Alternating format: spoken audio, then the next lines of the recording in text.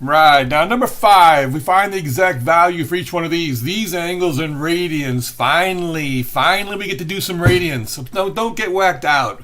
So remember, pi radians is just 180 degrees. So if I want to know what pi over 4 is, that's 180 divided by 4, or 45 degrees. And if I want to know what pi over 3 radians is, it's just 180 over 3, or 60 degrees. And if I want to know what pi over 6 is, that's just 180 divided by 6, or 30 degrees. So if I go and make my right triangles like I have with the other ones, this is going to be pi over 6, that's 30 degrees, and this is going to be pi over 3, that's 60 degrees, and this is going to be 90.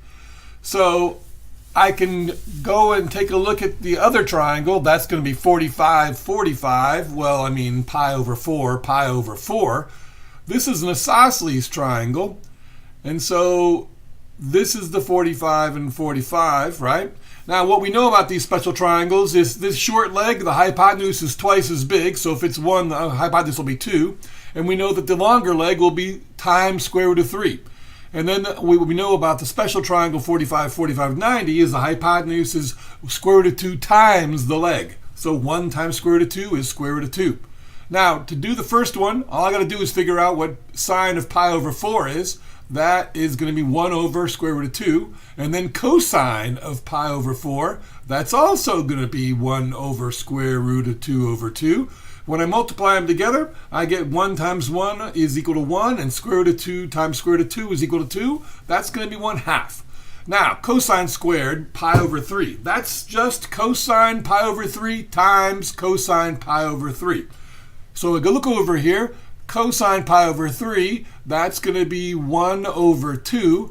And then, again, repeat it, that's just going to be 1 over 2 times 1 over 2, or 1/4.